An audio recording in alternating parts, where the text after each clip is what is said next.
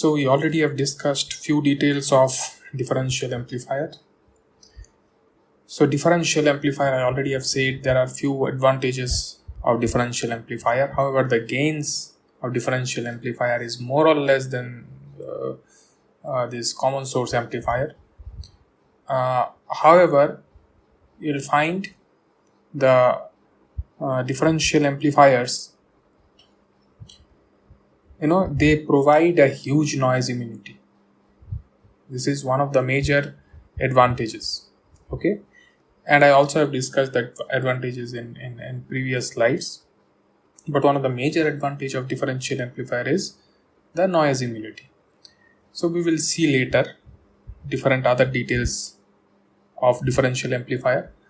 I also have said the output characteristics, input output characteristics of differential amplifier, and also have said that we should operate into the linear region. One of the major reason to operate the amplifiers in linear, where the input output characteristics is linear, because you need a certain amount of gain and you also need your GM value to be constant.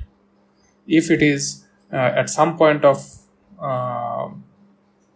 your characteristics, the curve becomes flat, then you don't get any gain out of this amplifier. So these things I already have discussed. So to begin with, let us start the large signal operation of differential amplifier. Now for a differential amplifier, I already have said that your input is the difference between the two input signals. You have two amplifiers. I won't say amplifier, I would say that two devices, two MOSFETs, and they have their inputs. Okay, so your actual input is VGS1 minus VGS2, or you can write VG1 minus VG2 as it is shown here. Okay, now when we bias that differential amplifier, we always bias in such a way so that both the devices are in saturation. Okay, so that part you should always remember. In any of these amplifier circuits, always bias the MOSFET so that it remains in saturation, otherwise you will be in trouble. Things may not work as you wish. Okay, so we have IDS1, which is the current, total current through the say transistor M1. Let us say this is M1 and this is M2. So the input is VG1, in this case input is VG2, in this case your output is VO1, in this case your output is VO2, and this is your minus VSS, this is your VDD, and this is your bias current, say it is ISS, okay, DC bias current. So you have IDS1 is equal to beta n dash by 2 omega by L VGS1 minus VT whole square. Okay, in this case we have considered lambda is equal to 0. Until and otherwise mentioned, you can consider lambda is equal to 0 while calculating the current, but while calculating the output resistance, never consider lambda is equal to 0, then your output resistance will be infinite, which is not physical. Similarly, you have IDS2 as beta n dash by 2 omega by L VGS2 minus VT whole square. So take root of these two currents. Why I have taken? You'll see in the coming slides. So this is a simple expressions for the current values. Now your VGS1 minus VGS2 is VID, or in this case you have written VG1 minus VG2 is VID. So if you subtract this root over IDS1 and root over IDS2, if you subtract both the currents one from another, you will find a simple mathematics. You will find that these two terms are same, so you can take this common. So essentially you will have VGS1 minus VT minus VGS2 plus Vt, right? This one, if you take minus, it's minus VGS2 minus minus plus Vt. So your Vt is getting cancelled. You are end up with VGS1 minus VGS2. So this is exactly what is your VID. That's why I've written this condition over here. So you have root IDS1 minus root IDS2 equal to root over beta n omega by L by 2, which is constant for, which was same basically for both the currents. So you have taken common and ultimately you are left with VID. So you again, both the current, if you add, what it will give? It will give the value of ISS. This is your current. Both the branches will meet at this point and you will get the total current. So your IDS1 and IDS2, if you sum up them, then you will get ISS. So addition of both the currents is giving you ISS. Now from this equation, let us square left hand side and right hand side. So you will get, it's a minus b whole square, so a square plus b square minus 2ab, and this side, this term is actually your beta, so you are writing beta n, so you are writing beta n by 2 VID square. Simple.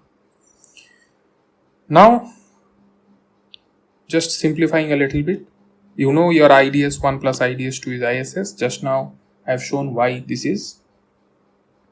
So you put ISS in the place of IDS1 plus IDS2. So you are end up with ISS minus 2 into root IDS into IDS1 into IDS2 equal to beta n by 2 VID square. Now you can consider this equation and this equation and start solving it. So from this one you will find your IDS1 is equal to, or say IDS2 is equal to ISS minus IDS1. So put this value over here and just solve it. You will get a quadratic equation of say IDS1, and from, if you solve the quadratic equation, you will find that IDS1 value is ISS by 2 plus minus this value. Okay, this will take some time to calculate, but if you do it, you will get this value. Okay, it's not a very complicated calculation. It might require a little bit time and your attention to do it correctly. So ultimately we will get IDS1 is equal to ISS by 2 plus minus this, right? Now what will be your IDS1? Can't be both, right? Either it will be ISS by 2 plus, say this is K, just for the sake of calculation here, just take it as K. So it will be either ISS by 2 plus K. Then what will be your IDS2? ISS minus ISS by 2. If you consider this one is plus K, so it will be ISS minus ISS by 2 plus K. So ultimately you will get ISS by 2 minus K is your IDS2. So if your IDS1 is ISS by 2 plus this, then your IDS2 will be ISS by 2 minus this. Okay, so that's why you have both the currents, IDS1 and IDS2. So if you take this plus, this one will be minus. Is that clear? Now at VID equal to 0, if you put it 0, what is your IDS value? IDS1 value? ISS by 2. And what is your IDS2 value? ISS by 2.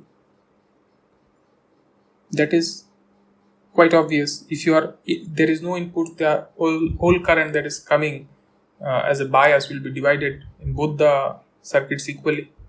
So IDS1 and IDS2 is ISS by 2 and ISS by 2, and in that case your VGS1 is equal to VGS2, which can be treated as VGS. Okay. Now let us consider this value, this ISS2. If you take any of this condition, if you take this condition, then what will be the equation? This will be ISS by 2. If you look at this part, so your ISS by 2, because in this case IDS 1 is equal to ISS by 2, so your ISS by 2 will be beta n, this part is beta n by 2 VGS minus VT whole square. So this is exactly what is written. ISS by 2 will be beta n or beta n dash into W by L is into VGS minus VT whole square. So what you are getting? This is same as beta n by 2 VGS minus VT whole square. Now this value is your VOV. So you are getting ISS by 2 is equal to half beta n VOV square. So ISS by beta n is equal to your VOV square. Now replace these values in your IDS 1 and IDS 2 equation. These two equation, you will get your IDS 1 and IDS 2 value in terms of beta OV. I mean VOV, right? So VOV is your decides your biasing. So you will get the current in terms of your bias voltage, because VOV is VGS minus VT. So VGS is essentially your bias, right? It depends on your biasing. So if you consider VID is equal to 2 VOV, your IDS 1 and IDS 2 is equal to ISS by 2. In this equation, if you consider VID is equal to 2 OV, because if it is 2 OV, 2 will get cancelled, VOV will get cancelled. So you will get 1 minus 1, which is 0. So again you will get IDS 1 and IDS 2 is equal to ISS by 2. Okay. Now you have these two IDS 1 and IDS 2 value. And I already have said that VID is equal to 2 AV. In this condition, both of them will become ISS by 2. Now consider another situation wherein your VID by VOV value is much less than 1. What that essentially means? That essentially means your VID value will be much less than VOV. What is your VID? Your VID is your input. V in 1 minus V in 2 or VGS 1 minus VGS 2. So if this is much less than VOV, your IDS 1 value will be ISS by 2 ISS over OV into VID by 2, because this part can be neglected because your VOV is very high. So you can neglect this term, and root over 1 is equal to 1. So you will get only this part which is effective. So your IDS will become linear to VID, and that is what we always want. You need a linear relationship between your input output characteristics. So what does that mean? If you have a non-linear curve, okay, and if you bias in this point, then what is your VID value? What is your VID value? This is essentially saying what is the delta part. VID is V in minus V1, the delta part. So your signal will fluctuate between this VID values. So it will be either in this side somewhere or in this side somewhere. Okay. So this part should be small enough so that you get a linear relationship, which is understandable. Right? If this part is very small, even if it is non-linear, you will get a very small portion which is acting as a linear. Function wise I am saying, not necessarily this is the case. Right? So what does that mean? Your input should be much less than what is your biasing point. Much less than. And that is what exactly we call small signal. Right? In case of BJT also we have done this. In case of MOSFET, that single MOSFET amplifiers also we have done this. Now also we are getting VID should be much smaller than your VOV value. So just to maintain the linearity. Otherwise your linearity will not be maintained. You will get your gains are fluctuating. In certain cases, if it is flat enough, then your gains are 0. So the purpose of this analysis is to show you the condition. We have started with large signal analysis and we found that there is a condition which is VID much smaller than VOV in order to maintain the linearity. Okay, so that is what we have shown here. Now let us move to the small signal analysis of differential amplifier or DFAM. Now in order to analyze the small signal model or to do the small signal analysis, we have few methodologies. So we will start with the superposition method. Okay, now what is the superposition method? Actually we want to know? We want to know what is the value of VO1 and VO2. So this is again your typical circuit, two MOSFETs M1 and M2. You have everything same in this case. In this case, the M1, M2 is identical. Your RD values are okay, same. And you have V in one side and V in 2 in other side. V in 1 in one side, V in 2 in other side as an input. And you have total bias of ISS. Okay. So we have to evaluate VO1 and VO2. V output 1, V output 2, or V01 or V02, whichever you say. Okay, you can tell it VO1 or V01, doesn't matter actually. So the step 1 is, what do you do in superposition theorem? You probably have done basic electronics course by now. So in superposition, what do? You first calculate the output for one input and then you calculate the output for the other input. Then you add both of them, right? This is what you do. So here also we will do exactly the same.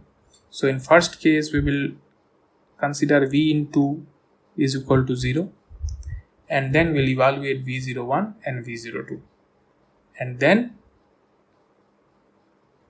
we will see what are the values coming. Okay, these are the step 1 and step 2, and the step 3 is, once you make V into grounded, the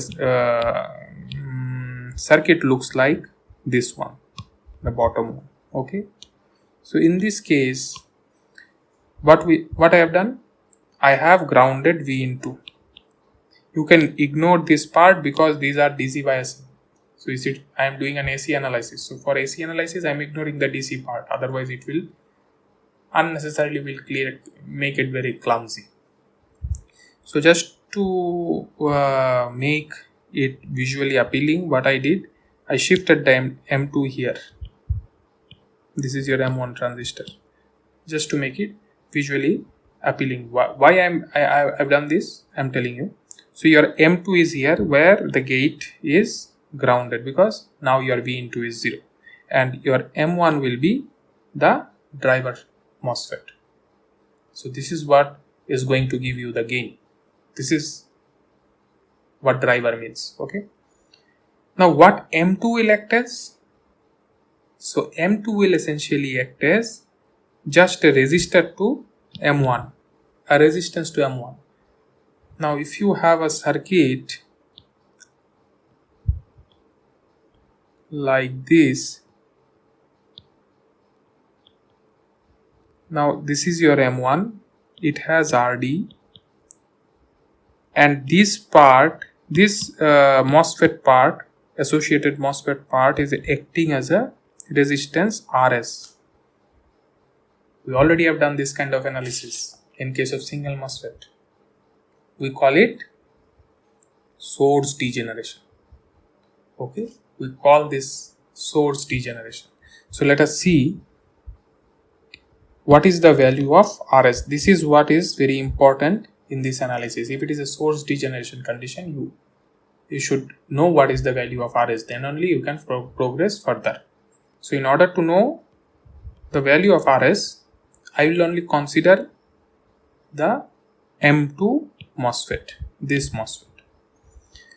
So this is your circuit, this is your M2. So for M2, if you see, this is the equivalent circuit for M2. Gate is grounded, okay, and GM2V1 is in the output side current source. GMBV1 is another current source in the output side. I already have discussed GMBV1. You may, if your substrate bias is absent, you can remove this, okay, but I kept it, okay, just in case you have a requirement, you can use it, otherwise you make it equal to 0. Okay, so you have another current source as GMBV1 and you have output resistance R0. This is what the MOSFET part is. But if you look at the transistor, or if you look at the MOSFET in the circuit, the source is not grounded. The source of the MOSFET is not grounded. Okay, and rather I can consider a voltage source Vx which is delivering a current Ix in the source part, and then can evaluate the Vx by Ix in order to get the resistance. This is how we measure resistance. We calculate the voltage and then current passing through it, and then we get the resistance as V by R. Simple, V equal to IR. So you get the resistance V by I. Sorry, I said probably V by R by mistake. So it is V by I, which will give you, so Vx by Ix is going to give you the resistance, right?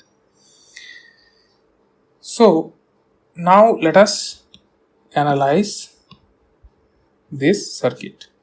Now if you see, first of all let us see from the input side. From G to this point, if I consider, what is the potential drop? G is grounded, this part is also grounded, so your potential drop is 0. But in between you have V1, one source, and you have another source Vx. So essentially it means V1 plus Vx should be 0, and this gives you Vx equal to minus V1. So we have written this condition, Vx equal to minus V1. Now let us go to the output side. You have a total current of Ix which is entering the circuit, and the same current is going out, right?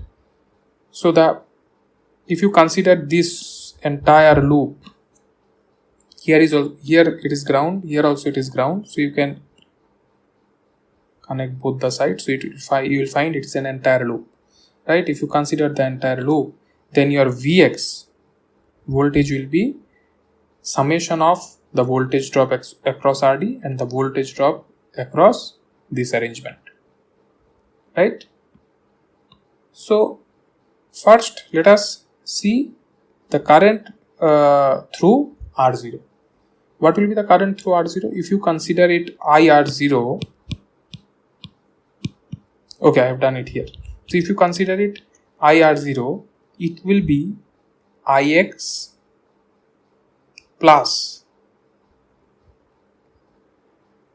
consider this point, what will be the total current?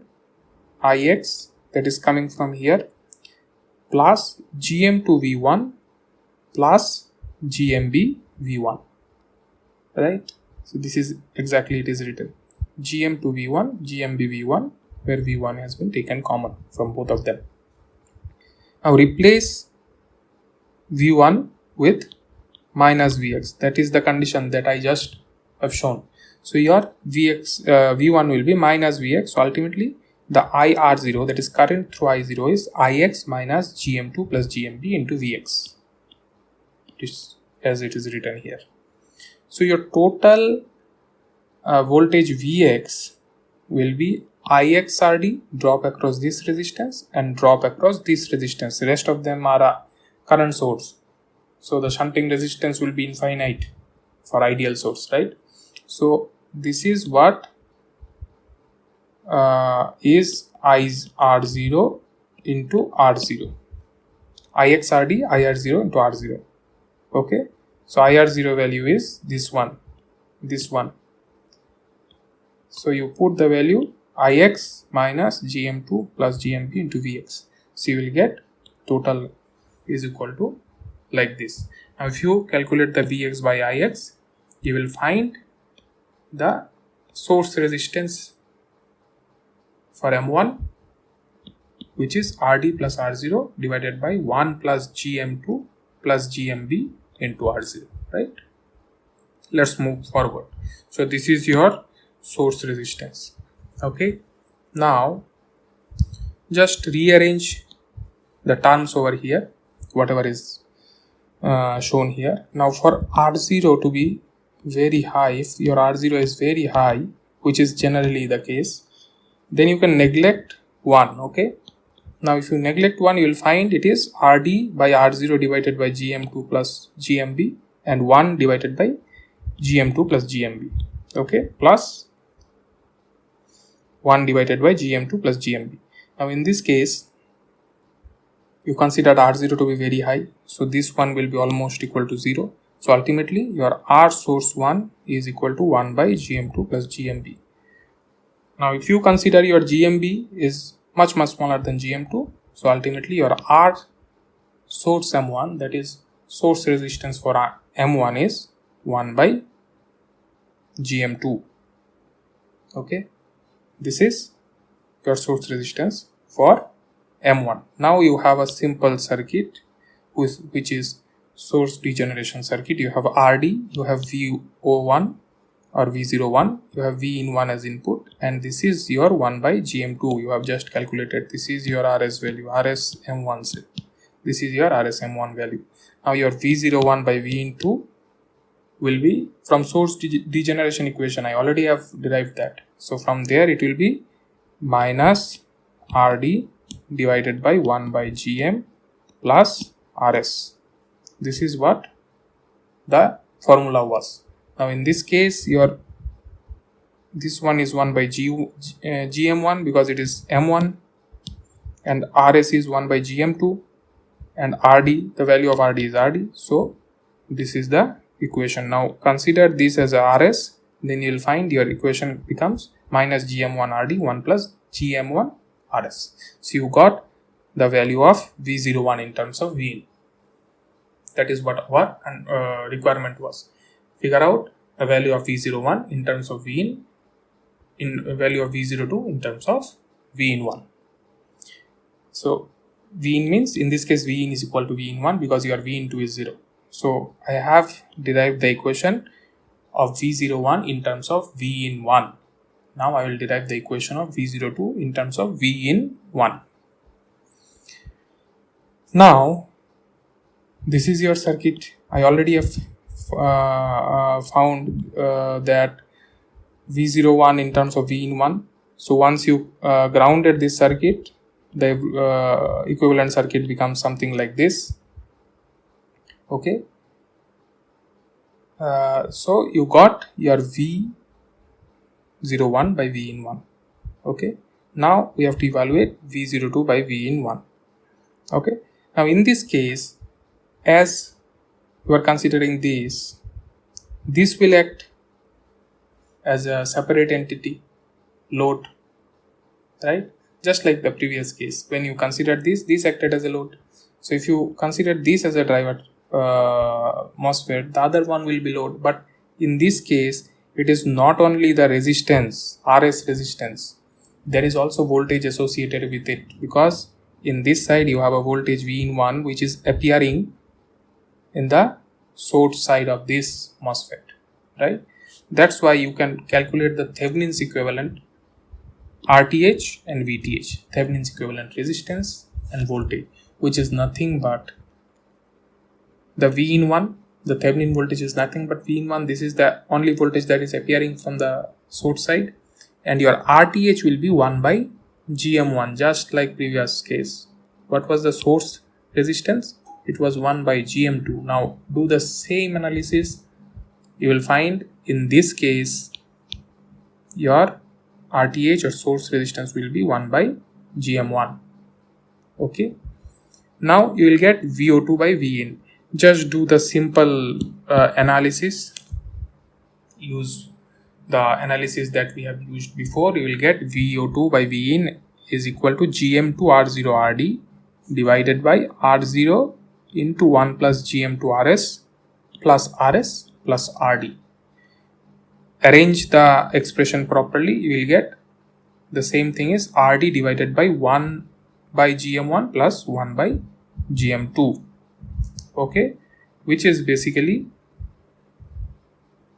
considering R0 to be very high. Okay, so some of the assumptions has been taken, you just check it. The assumptions, you put the assumptions, you will find the value becomes RD divided by 1 by GM plus 1 by GM2, 1 by GM1 plus 1 by GM2. So the differential gain in this case will be V01 minus V02 divided by V in 1. So your V01 minus V02 divided by V in 1, if you apply this, you will find the equation becomes minus 2RD divided by 1 by GM1 plus 1 by GM2. For GM1 is equal to GM2 is equal to GM, the whole expression becomes minus GMRD. So this is more or less equal to the gain that we got previously, right? So this is what your differential gain at present. Now you can do the same analysis for V in 2, making V in 1 equal to 0, but it's a symmetric circuit, so you'll get the similar result, right? So in this case, you got the differential gain. Now to solve this kind of circuit, I told you there are several methods. One method I show, the superposition method, and I have done it here just now and received the result. Now there is another method called half circuit analysis.